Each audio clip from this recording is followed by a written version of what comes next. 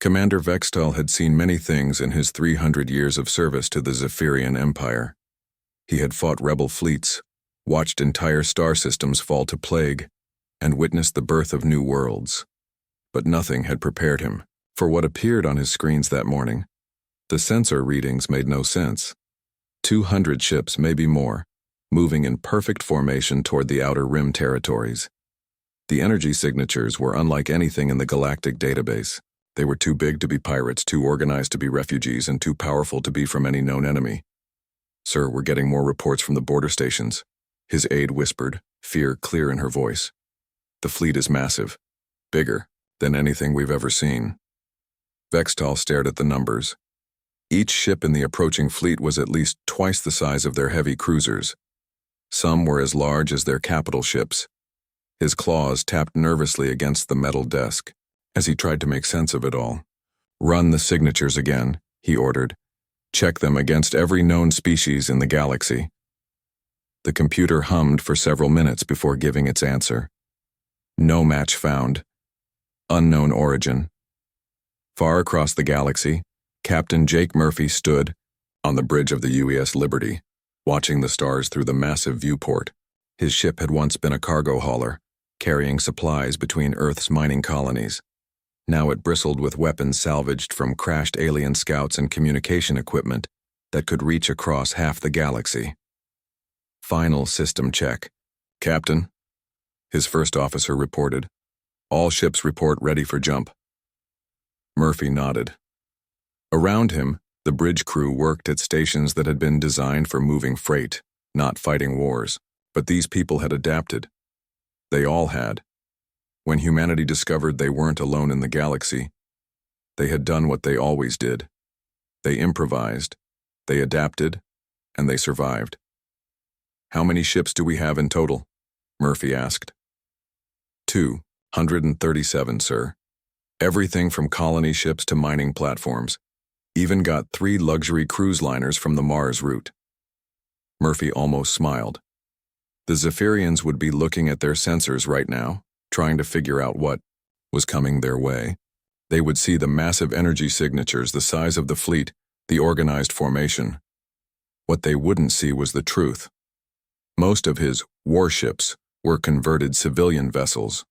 The luxury liners now carried soldiers instead of tourists. The mining ships had their rock crushers pointed outward instead of down.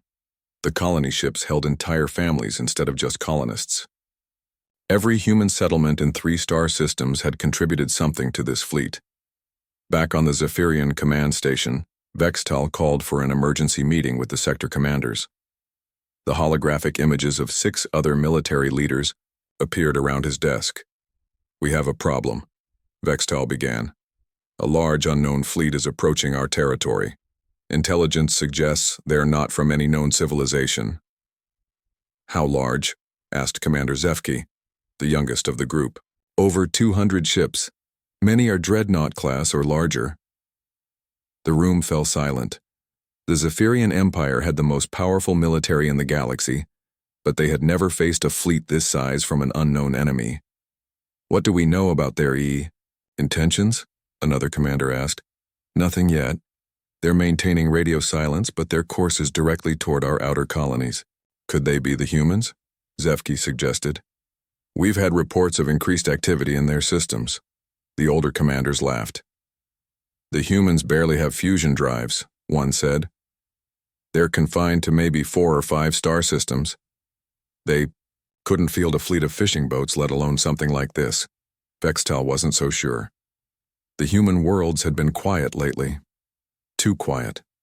Their intelligence reports showed normal civilian traffic, normal mining operations, normal colony ships. But what if they were wrong? On the Liberty, Murphy reviewed the final reports from his fleet commanders. Lisa Bennett, his chief engineer, had worked miracles converting civilian ships into something that could fight. She had taken cargo holds and turned them into weapon bays. She had modified mining lasers to cut through armor plating. She had even figured out how to use the massive fusion engines from the colony ships to power weapons that could punch holes in battleships. "The conversion work is complete on all ships," Bennett reported. "We've got enough firepower to level a small moon." What about the Zephyrians? Murphy asked. Are they buying it? His intelligence officer, Amy Rodriguez, pulled up the intercepted communications. They're panicking, sir. They think we're some kind of unknown galactic power. They have no idea. We're just a bunch of miners and colonists with modified equipment. Murphy looked out at his fleet. Every ship represented years of human work, human dreams, human determination. The cruise ship, UES Paradise, had carried rich tourists to see the rings of Saturn. Now it carried 3,000 soldiers ready to fight for humanity's future. The mining platform UES Digger had once stripped asteroids bare. Now its rock crushers were aimed at enemy ships. Sir, we're getting a transmission from the Zephyrian border stations, the communications officer reported. Put it through. Their alien voice was strained with worry. Unknown fleet, you are entering Zephyrian space. Identify yourselves and state your intentions. Murphy looked around his bridge. These people had spent their lives building, mining, farming, and exploring. They had never wanted to be warriors. But when the choice was between fighting and watching their species die, they had chosen to fight. Open a channel, Murphy ordered. The communication system crackled to life. This is Captain Jake Murphy of the United Earth Fleet. We're here to stay. The silence that followed was deafening. In that moment, the Zephyrian Empire realized they were facing something they had never encountered before. Not just a fleet, but an entire civilization on the move. And that civilization was human. Fleet Admiral Crixvin had ruled the outer sectors of the Galactic Empire for over 4 centuries. His massive warship, the Eternal Glory, was a symbol of imperial power that had never known defeat. But as he stared at the emergency reports flooding his command center, he felt something he had not experienced in decades. Fear. Humans? He growled, his voice echoing through the bridge. You're telling me that primitive species has assembled this Armada? His intelligence chief, a nervous creature named Zelmon, shuffled through the data tablets. Sir, according to our latest reports, the human civilization barely reached their 4th planet. They use crude fusion rockets and have maybe 50 ships total. This fleet has over 200 vessels. Crixvin slammed his fist on the command table. Then where did these ships come from? Did they discover some ancient alien technology? Are they being backed by another empire? The truth was far more disturbing than Crixvin could imagine. Deep in the intelligence archives, buried under years of routine surveillance reports, lay the real story of human expansion. But no one had bothered to read the details. The Empire saw what it expected to see, a young species taking baby steps into space. On Earth, President Helen Carter stood before the United Earth Council in an emergency session. The massive chamber, built deep underground in the Rocky Mountains, buzzed with nervous energy. Representatives from every human colony, every mining station, every research outpost had gathered for this moment. Operation Exodus is now active, Carter announced. Every available ship has been committed to the fleet. We have converted our entire space-based infrastructure into a migration force. General Ryan Brooks stepped forward with the tactical display. The holographic image showed the true scope of human space operations. Unlike other species, humans had not built a few large colonies. They had spread like seeds across dozens of systems, establishing mining operations, research stations, and small settlements wherever they could find resources. The Galactic Empire believes we have 50 ships, Brooks explained. They count only our military vessels and large colony transports. They don't know about our industrial fleet. The display zoomed in on the human fleet composition. The cruise ship Paradise carried 3,000 soldiers, but it also carried their families. The mining platform Digger had been converted into a weapons platform, but it still retained its massive industrial fabrication systems. The research vessel Endeavour now served as a command ship, but its scientific equipment had been modified for electronic warfare. Every cargo hauler, every passenger liner, every mining barge, every research ship, every construction platform, we've turned our entire civilization into a fleet, Carter said. Back in Zephyrian space, Dr. Zenthara, the Empire's leading xenobiologist, worked frantically in her laboratory. She had been studying human development patterns for decades, but Only now did she realize the magnitude of her oversight. "It's impossible," she muttered, reviewing the data. "No species develops this quickly." Her assistant brought her another report. "Doctor, we've discovered something disturbing. The humans didn't just build ships, they built entire industrial systems in space." Synthara pulled up the surveillance images from human space. What she saw defied everything she knew about civilization development. Most species built a few large space stations and slowly expanded outward. Humans had done something completely different. They had built hundreds of small stations, thousands of automated mining platforms, and countless small outposts. Each human settlement was small and seemingly insignificant. But when combined, they represented an industrial capacity that rivaled the core worlds of the empire. "Look at this," her assistant said, pointing to a mining operation in the asteroid belt of the human home system. "They're not just mining rocks. They're building ships directly in space using raw materials." Synthara felt her blood run cold. They've turned their entire star system into a shipyard. On the bridge of the Liberty, Captain Murphy reviewed the reports from his converted fleet. What the Empire saw as an invasion force was actually something far more significant. Humanity's entire space-based civilization on the move. "Captain, we're getting reports from all ship commanders," Lieutenant Rodriguez said. "The Zephyrians are calling for reinforcements from 3 different sectors." Murphy nodded. The alien response was exactly what they had hoped for. The Empire was treating them as a military threat, not understanding that every human ship carried not just weapons but entire communities. "What's the status on the colony preparation?" Murphy asked. Chief Engineer Bennett consulted her tablet. "All colony ships report ready for settlement operations. We have enough equipment and personnel to establish 50 permanent settlements in the first wave." The truth was that Operation Exodus wasn't just a military campaign. It was the largest migration in human history. Every ship in the fleet carried the tools, knowledge, and people needed to rebuild human civilization in a new part of the galaxy. Back on the Eternal Glory, Admiral Crixfin struggled to understand the intelligence reports. The humans had supposedly launched their fleet from only a few systems, but the logistics didn't make sense. "Sir," his tactical officer reported, "our scouts indicate the human fleet has industrial support ships. They're manufacturing weapons and ammunition while traveling through space." "That's impossible," Crixfin said. "No fleet operates with that kind of self-sufficiency." What Crixfin didn't understand was that humans had spent centuries perfecting the art of survival in hostile environments. Every human space settlement was designed to be completely self-sufficient. They could manufacture everything from complex electronics to fusion reactors using only raw materials. The human fleet wasn't just a military force. It was a complete industrial civilization, compressed into a mobile form and aimed at claiming new territory.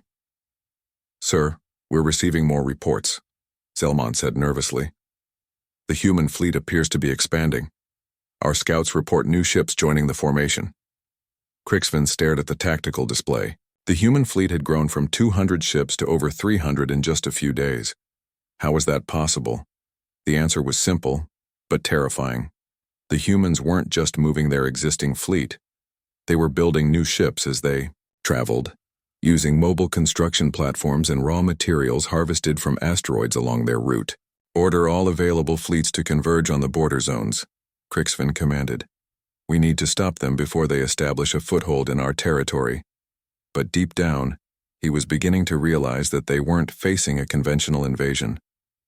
They were facing something much worse.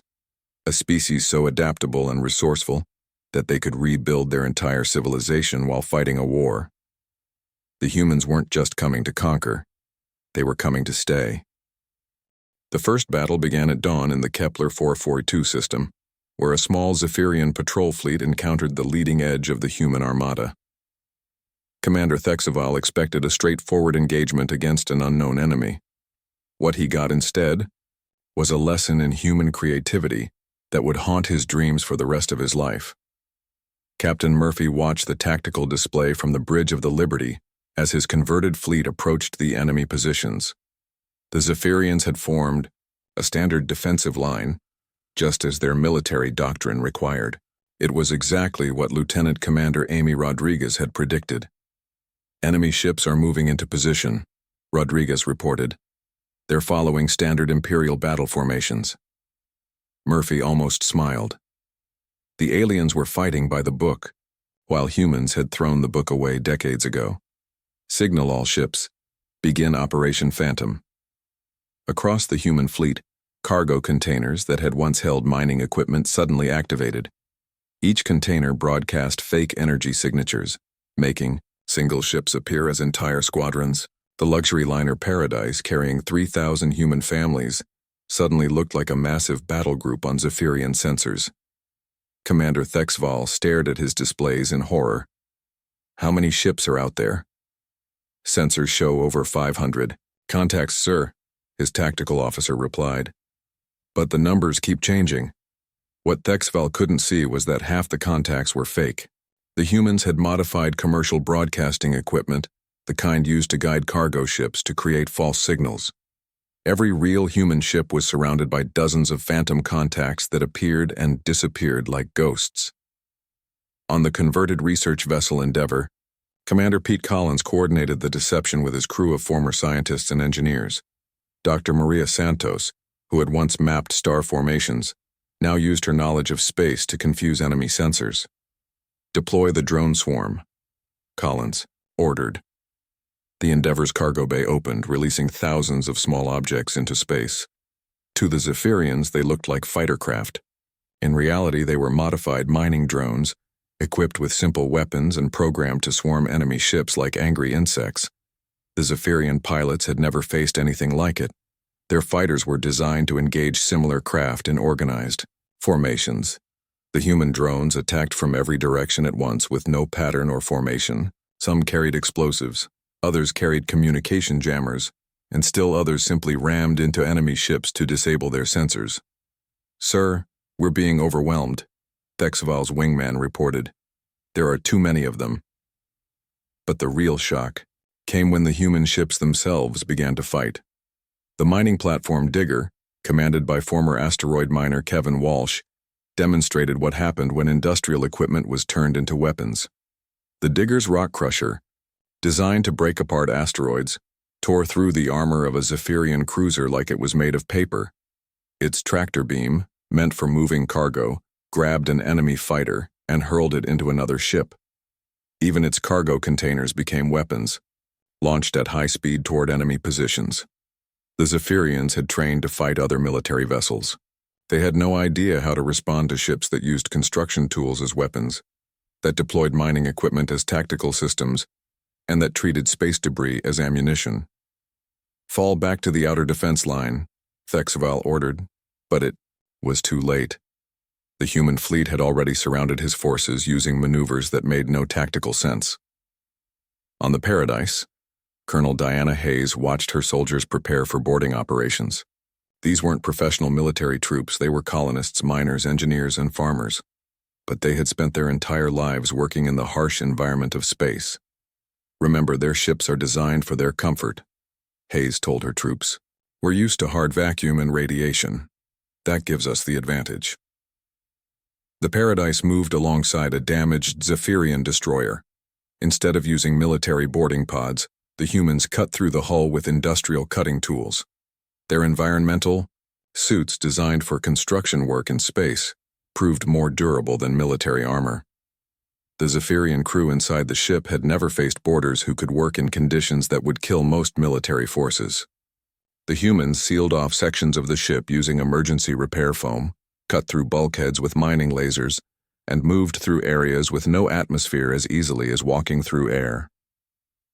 Back on his flagship, Admiral Crixfin received the reports from the battle with growing disbelief. They're using cargo containers as weapons? Mining equipment as tactical systems? Yes, sir, his communications officer confirmed. Our forces report that every human ship fights differently. They don't follow any known tactical doctrine. Crixfin pulled up the battle recordings. What he saw defied everything he knew about space combat. Human ships moved in patterns that seemed random, but were somehow coordinated. They used their industrial equipment in ways that no military force had ever considered. Look at this, his tactical officer said, highlighting one section of the battle. This human ship is using its cargo loading system to launch debris at our fighters. This one is using construction drones to repair battle damage while still fighting. And this one, he paused. This one is manufacturing ammunition during the battle. The truth was that humans had turned warfare into just another industrial process. Every ship in their fleet could produce weapons, repair damage, and adapt to changing conditions because that's what human space industries did every day. On the Liberty, Murphy received reports from all sectors of the battle. Status report, Rodriguez. Enemy forces are retreating from 3 systems, sir. They're calling for reinforcements from the core worlds. What about casualties? Minimal on our side. The enemy couldn't adapt to our tactics. Murphy looked out at his fleet. The human ships showed battle damage, but they were already repairing, themselves using mobile construction systems. The mining platforms were collecting debris from destroyed enemy ships, turning it into raw materials for weapons and armor. Sir, we're intercepting Zephyrian communications, the signals officer reported. They're describing us as, he paused, as a swarm intelligence that fights like a hive mind. Murphy almost laughed. The aliens thought humans were some kind of collective consciousness because they coordinated so well. They didn't understand that humans had spent decades learning to work together through global communication networks and social media. Every human in the fleet was connected to every other human through quantum communication systems. When one ship discovered an effective tactic, every other ship knew about it within minutes. When one crew solved a problem, the solution spread through the entire fleet instantly. The Zephyrians fought as individual ships with limited communication. The humans fought as a single organism with thousands of bodies, sharing information and adapting in real time to every change in the battle. Signal the fleet, Murphy ordered. Prepare for the next phase. We're moving deeper into their territory. The first battle was over, but it was just the beginning. The Galactic Empire was about to learn that they weren't just fighting a fleet. They were fighting an entire civilization that had turned survival into an art form. 3 weeks into the human advance, Admiral Crixven stood in his command center watching his carefully planned defense lines crumble one by one. The reinforcements from the core worlds had arrived 2 days ago, doubling his fleet strength. It hadn't mattered. The humans kept coming, and worse, they kept adapting. Sir, the Meridian defense grid has fallen, his aide reported. The humans broke through using unconventional methods, Crixven growled. Define unconventional. They turned their cargo ships into battering rams, sir, loaded them with explosives, and rammed them into our defense stations. But before impact, they evacuated the crews using small shuttles that we couldn't track because they looked like space debris. On the human side, Chief Engineer Lisa Bennett reviewed the latest battle reports with her counterpart on the horizon, Commander Kevin Walsh. Their fusion-powered ships had been running continuously for weeks, something that should have been impossible with their supposedly primitive technology. How are your reactors holding up? Bennett asked over the communication link. Better than expected, Walsh replied. These old fusion plants might not be as fancy as their exotic matter reactors, but they just keep running. We've been in battle for 3 weeks straight, and I haven't had to shut down once for maintenance. The truth was becoming clear to both sides. Human technology looked primitive because it was designed to be reliable, not impressive. While the Empire used advanced exotic matter reactors that required constant maintenance and rare materials, humans used simple fusion systems that could run for years on basic hydrogen fuel. Their ships should have run out of power days ago, complained Commander Vextal to his engineering staff. How are they still fighting? His chief engineer, brilliant scientist named Keltar, had been studying captured human technology. Sir, their power systems are incredibly inefficient by our standards, but they're also incredibly robust. They can run on any hydrogen-rich material. They've been refueling from ice asteroids and even the water vapor in nebulae.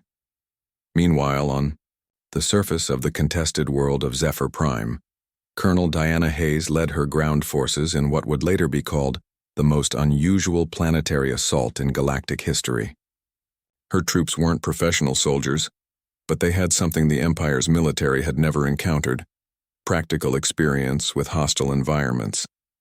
Remember, their cities are climate-controlled, Hayes told her squad leaders.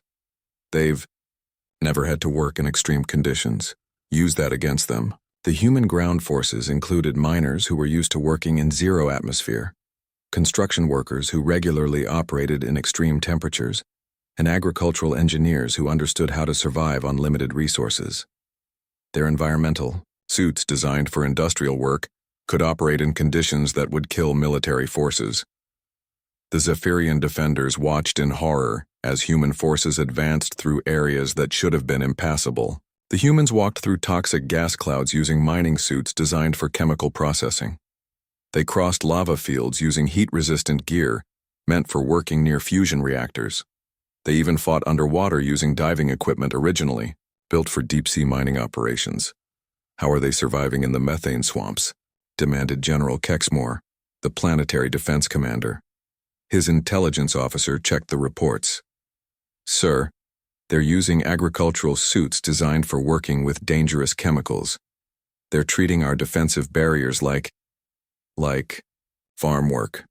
Back in space, the true scope of human industrial capacity was becoming apparent. The Empire's tactical computers had been designed to track military fleets with predictable logistics needs. They couldn't process what the humans were doing. Sir, the human fleet is expanding again, reported the Eternal Glory sensor operator. We now count over 400 ships. Admiral Crixvin slammed his fist on the command table. Where are they getting new ships from? The answer was both simple and terrifying. The humans weren't getting new ships. They were building them. Mobile construction platforms in the human fleet were manufacturing new vessels using raw materials salvaged from battles and collected from asteroid fields. Captain Murphy coordinated the construction efforts from the Liberty's Bridge. Civilian contractor Nathan Price, whose expertise in freight management had proven invaluable, worked with a team of engineers to coordinate the largest mobile manufacturing operation in Galactic history. We've completed 15 new ships this week, Price reported. The mining platforms are providing raw materials faster than we can process them. Dr. Grace Turner, the former agricultural engineer, had solved one of the fleet's biggest challenges, keeping everyone fed during an extended military campaign. Her hydroponic systems, originally designed for farming on Mars, now operated in the vacuum of space, growing food for the entire human fleet. We're actually producing more food than we're consuming, Turner reported to Captain Murphy. The closed-loop systems are working perfectly. We could maintain this fleet indefinitely. The Empire's intelligence services were baffled.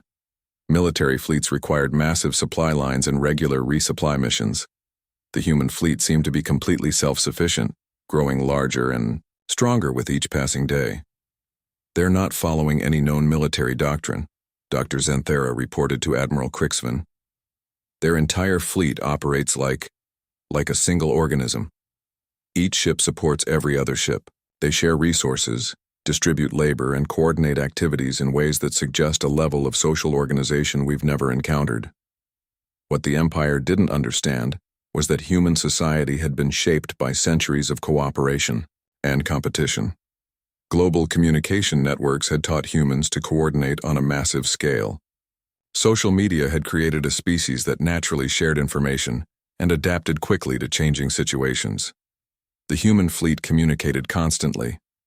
When the mining ship Prospector discovered a new tactic for disabling enemy shields, every ship in the fleet knew about it within minutes.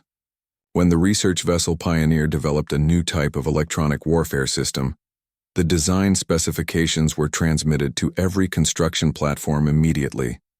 Sir, we're detecting something unprecedented, the Empire's chief military analyst reported to Admiral Crixvin. The human fleet appears to be evolving tactically in real time. They're not just adapting to our strategies, they're anticipating them.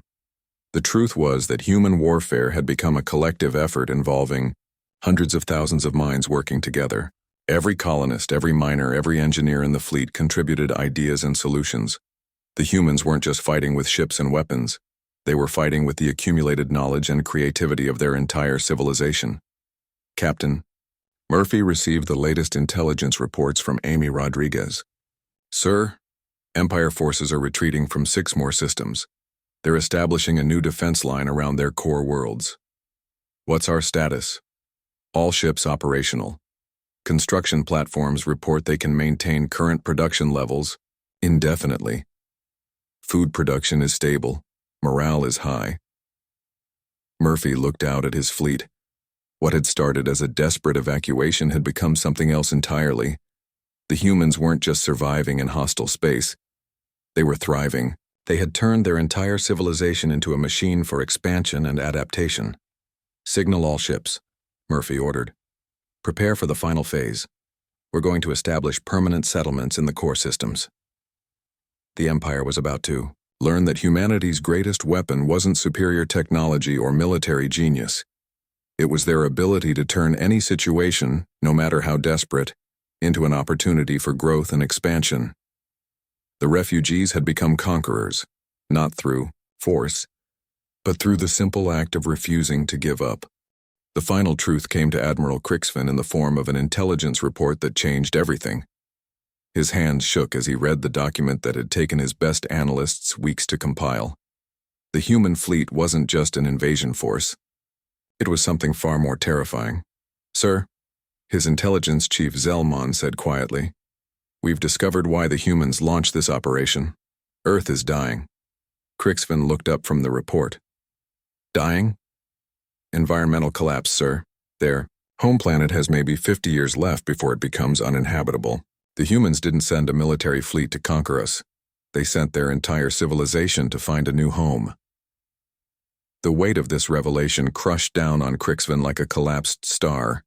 Every ship in the human armada carried not just weapons, but families, children, entire communities. These weren't soldiers seeking glory or conquest. They were refugees fleeing extinction, and they fought with the desperation of a species facing the end of everything they had ever known. How many? Crixvin asked. Best estimates suggest the entire human space-based population, sir. Maybe 2 million people spread across their fleet. They're not trying to defeat us and go home. They're trying to make a new home here. On the Liberty, Captain Murphy stood before a holographic display showing their target, the Zephyrian core, world of Sanctuary Prime. It was a beautiful planet, with blue oceans and green continents that reminded him painfully of Earth. Soon, it would be home to the first permanent human settlement in this sector of the galaxy. Final approach, Captain, his navigation officer reported. All ships are in position. Murphy nodded. Behind him, the bridge crew worked at their stations with the quiet efficiency of people who had spent months preparing for this moment. These weren't career military officers. They were ordinary people who had become extraordinary through necessity. Signal from the colony ships, Communications Officer Lisa Park reported. Commander Bell reports all settlement equipment is ready for deployment. Sandra Bell commanded the massive colony ship New Horizon, which had once carried tourists on luxury cruises around Jupiter's moons. Now it carried the prefabricated components for humanity's first major city in alien space, along with the 10,000 colonists who would build it. What about the agricultural ships? Murphy asked. Dr. Turner reports all hydroponic systems are functioning perfectly. We can begin food production immediately after landing. Grace Turner had transformed several cargo vessels into floating farms that could operate in any environment. Her team had spent the journey developing new crops that could grow in alien soil using genetic samples from every plant species on Earth. On Sanctuary Prime, the Zephyrian population watched the sky fill with human ships, but instead of the bombardment they expected, they saw something that confused and terrified them even more. The humans were deploying construction equipment. Sir, the humans are building, reported General Kexmore to his superiors. They're not attacking our cities. They're establishing their own.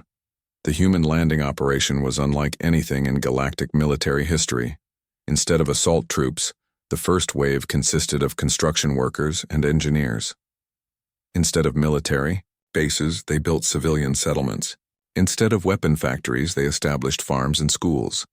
Colonel Diana Hayes oversaw the security for the landing zones, but her job was to protect construction workers, not coordinate attacks. Her soldiers had traded their weapons for engineering tools, helping to build the infrastructure that would support millions of human refugees. Status report. Hayes asked her subordinate, Lieutenant Roy Martinez. Perimeter is secure, ma'am. The Zephyrian civilians are keeping their distance, but they're not hostile. I think they're more confused than afraid. And they were confused. The Empire's propaganda had painted humans as savage conquerors, but the reality was completely different. The humans were polite, organized, and focused entirely on building rather than destroying. Back on the Eternal Glory, Admiral Crixvin received reports that shattered his understanding of warfare forever. Sir, the humans have established 17 settlements on 6 different worlds. They're not military outposts, they're actual cities. What do you mean, cities? Schools, sir. Hospitals, shopping centers, parks. They're building complete communities for permanent habitation. The intelligence suggests they're planning to bring millions more humans from other parts of their fleet. Crixvin stared at the tactical display. The human fleet hadn't conquered the Zephyrian worlds. They had simply moved in and started building alongside the existing populations.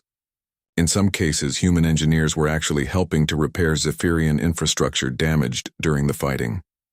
Sir, we're receiving a communication from the human fleet commander, his communications officer reported.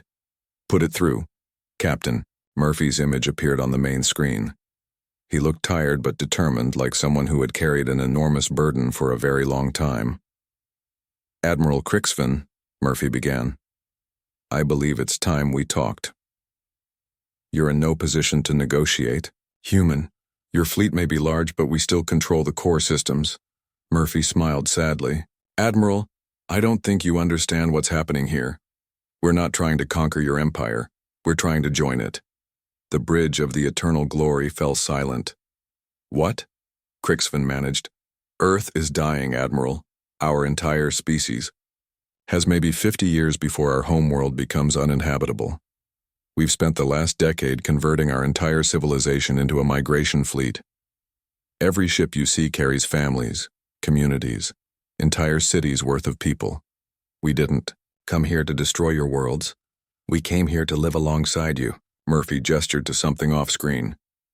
We've established settlements on 17 worlds in your outer systems, but we haven't displaced a single Zephyrian citizen. We've built our cities in empty areas, and in many cases our engineers are helping to improve your infrastructure. Crixvin checked the reports. It was true.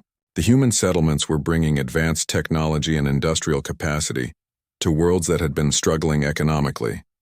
Their agricultural systems were producing surplus food that they were sharing with local populations. We're refugees. Admiral, Murphy continued. The largest refugee population in galactic history.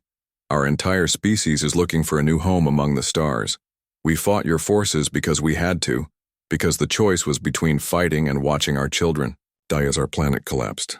But your fleet, your weapons. We converted everything we had, Admiral. Every cargo ship, every passenger liner, every mining platform, every research vessel. Our entire space-based civilization became a migration fleet because that was the only way to save our species. Crixvin felt the universe shift around him. You're telling me that your entire military fleet consists of converted civilian vessels? Yes, sir. Our greatest weapons are mining lasers. Our troop transports are luxury cruise ships. Our command vessels are research platforms. We fight with the tools we use for building, farming, and exploring because those are the only tools we have. The terrible truth finally sank in. The Galactic Empire, with all its military might and advanced technology, had been defeated by a species of refugees using construction equipment and mining tools. The humans hadn't won through superior weapons or tactics. They had won through sheer determination and the absolute refusal to give up. What do you want from us? Crixvin asked. Permission to stay, Murphy replied simply. We'll be good neighbors. We'll share our technology, contribute to your economy, help build your infrastructure. All we ask is the right to build homes for our people and raise our children in peace. Crixvin looked around his bridge at the faces of his officers. They all understood what this meant. The Empire could continue fighting, but against what? Against refugees who just wanted to survive? Against families who were trying to build new homes? I'll need to consult with the High Command, Crixvin said finally. Of course, Murphy replied. But Admiral, Our ships are already building, our people are already settling. Our children are already calling these worlds home. The choice isn't whether we stay. The choice is whether we stay as enemies or as neighbors. The communication ended, leaving Crixvin alone with the most important decision in galactic history. Outside his viewport, human construction ships worked alongside Zephyrian vessels, building something new. Something that had never existed before in the galaxy. A civilization born from the merger of refugee determination and galactic acceptance. The humans had won their new home not through conquest, but through the simple act of proving that survival and cooperation were stronger than any weapon in the universe.